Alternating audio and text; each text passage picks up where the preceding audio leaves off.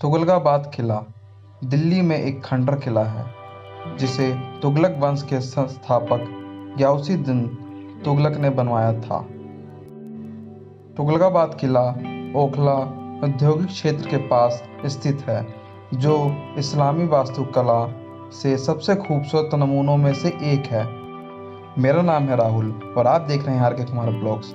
दोस्तों, आज हम बताने वाले हैं तुगलकाबाद किला के बारे में, और जो इस वीडियो में नए हैं तो वह चैनल को सब्सक्राइब जरूर करना, वीडियो को लाइक जरूर कर देना और जितना हो उतना शेयर करना। आज हम तुगलकाबाद किले के इतिहास के बारे में जानेंगे और यहाँ की घूमने की प्रमुख स्थलों के बारे में भी जानेंगे। यह किला दिल्ली के सबसे प्राचीन किलों में से एक है और वर्तमान में दिल्ली के प्रमुख पर्यटक स्थलों में शुमार है, जो कि बड़ी संख्या में पर्यटकों और इतिहास प्रेमियों को अपनी तरफ आकर्षित करता है। बता दें, तुगलकाबाद किले की ऊंचाई, दीवार, महलों और गड्ढों के अलावा किले के संस्थापक और प्रथम शासक गियासुद्दीन तुगलक और उनकी पत्नी और पुत्र का मकबरा भी है।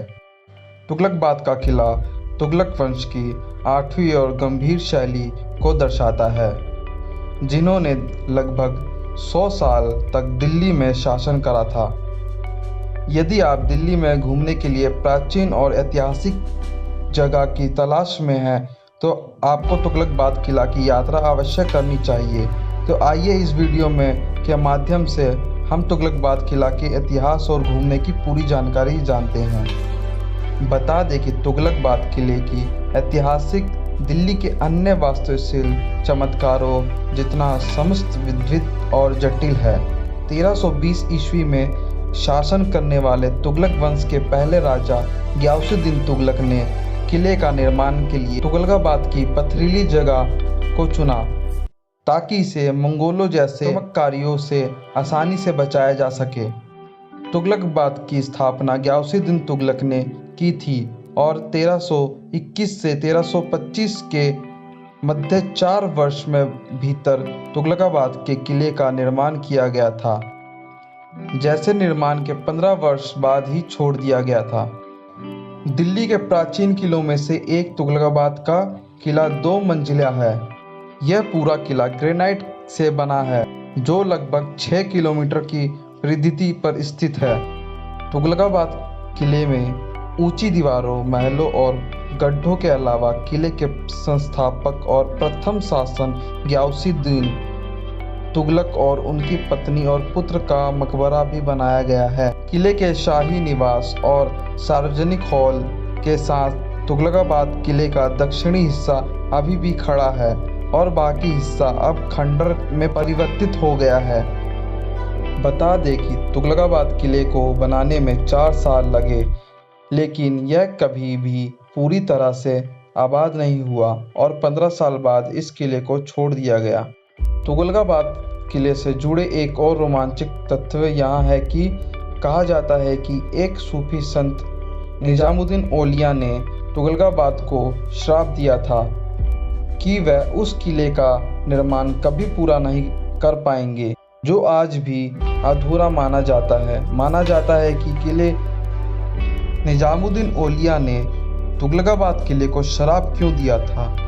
गियासुद्दीन को एक उदार शासक के रूप में भी जाना जाता था, जबकि वह अपने सपने में दिखने वालों के बारे में कुछ ज़्यादा ही सोचता था, कुछ ज़्यादा ही उत्साहित हुआ करता था। इसी के चलते उसने एक हुक्म जारी किया कि दिल्ली के सारे मजदूर उसी के किले में काम करेंगे। सूफी संत निजामुद्दीन औलिया काफ़ी क्रोधित हो गए, क्योंकि इस हुक्म के बाद इतिहास से लेकर आज भी हमें दिखाई देता है।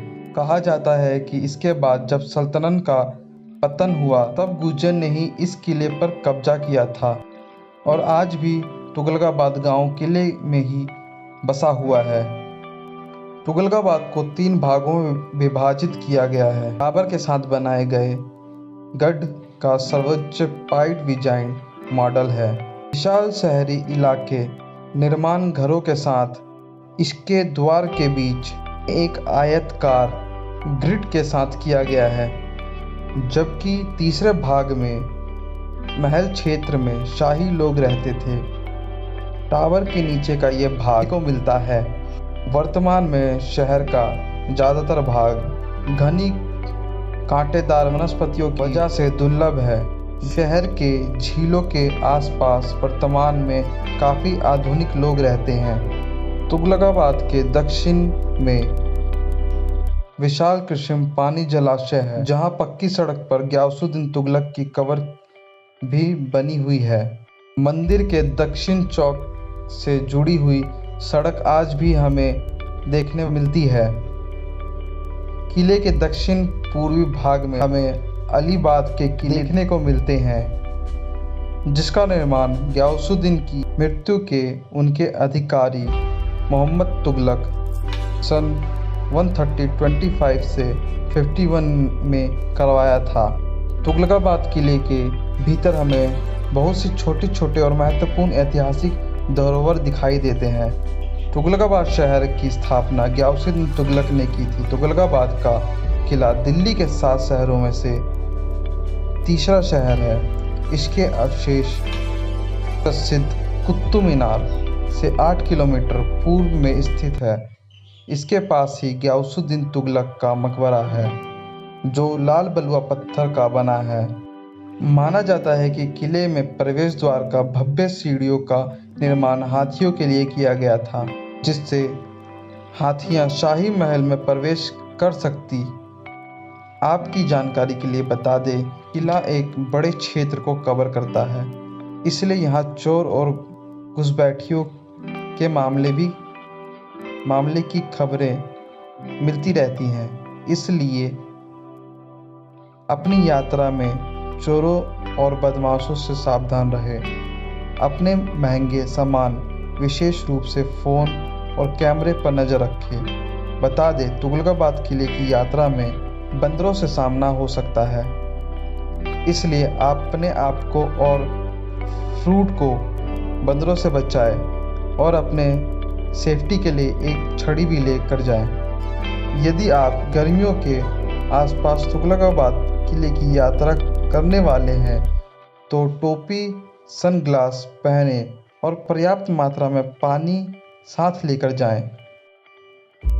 किले के आसपास खाने के लिए कोई जगह नहीं है, इसलिए हम आपको अपने सबवे के स्नैक्स ले जाने की सलाह देते हैं और बता दें कि तुगलकाबाद किले की रास्ता कांटों और पत्थरों से भरा हुआ है, इसलिए मजबूत जूते पहनकर ही यात्रा शुरू करें।